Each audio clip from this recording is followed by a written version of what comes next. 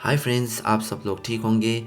और हमें लगता है कि आप लोगों को हॉरर स्टोरी बहुत ही पसंद है और इसीलिए हमारा टीम आप लोगों के लिए अच्छे से अच्छा कहानी बनाने की कोशिश करते हैं। इसीलिए आप सब भी हमें अपना भाई मान के हमारा चैनल को सब्सक्राइब और लाइक करना मत भूलिएगा। आज का कहानी शुरू करते हैं। तो ये कहानी है भूतिया भेड़िया। आइए चलते हैं राजाओं के ज़माने में। और ये कहानी है एक राजा की जो कि बहुत ही बलशाली था और उनके लोगों का कहना था कि वो राजा बिना हथियार लिए कहीं बड़े जानवर को मार गिराते थे।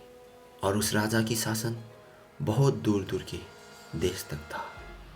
और एक दिन वो राजा अपने दूसरे देश में अपने रानी से मिलने के लिए जा रहा था। तभी जंगल के बीचों बीच राजा को एक काला सा भेड़िया दिखाई दिया। और उस भेड़िया को देखते ही राजा ने मन ही मन सोचा कि इस भेड़िया को मार के मैं अपने रानी को तोहफे में दूंगा। वैसे ये कोई नई बात नहीं था, क्योंकि इसके पहले भी राजा ने कहीं जानवर को मार के रानी को तोहफे में दिया था। लेकिन राजा को ये कहाँ पता था कि एक भेड़िया उसकी पूरी शासन को तबाह कर सकता है। और कई घंटा लड़ाई करने के बाद उस राजा ने भेड़िया को मार दिया और वो भेड़िया को अपने साथ ले गया। और रानी उस तोहफा को देख के बहुत ही खुश हुआ, लेकिन ये खुशी अब कुछ ही पलों के लिए था। अब 3 दिन बीत चुका था, लेकिन इन 3 दिनों में राजा का नींद ठीक से पूरी नहीं हो रहा था। और राजा को ये लगा कि सफ़र लंबा होने के कारण शायद मेरा नींद पूरी नहीं हो रहा है। पर अब 3 हफ्ता गुजर जाने के बाद उस राजा की हालत और भी खराब होते जा रहा था। अब राजा को रोज़ एक ही सपने दिखाई देता।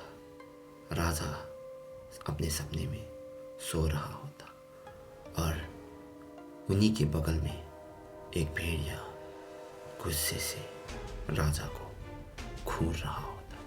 और जैसे ही राजा का नींद टूटता, वहाँ पे कोई भेड़िया नहीं होता, लेकिन राजा के पैर पे ऐसे कहीं निशान था जो बता रहा था कि राजा के साथ कुछ बहुत ही बुरा हो रहा है। पर राजा ने ये बात किसी को नहीं बताया, क्योंकि लोग क्या कहेंगे। इतना बलशाली राजा एक सपने से डर गया।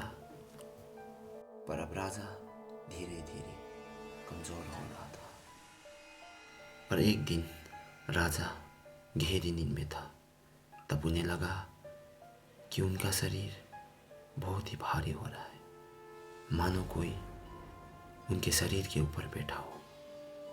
और जब राजा का नींद टूटा, उन्होंने देखा उन्हीं का महारानी उनके ऊपर था।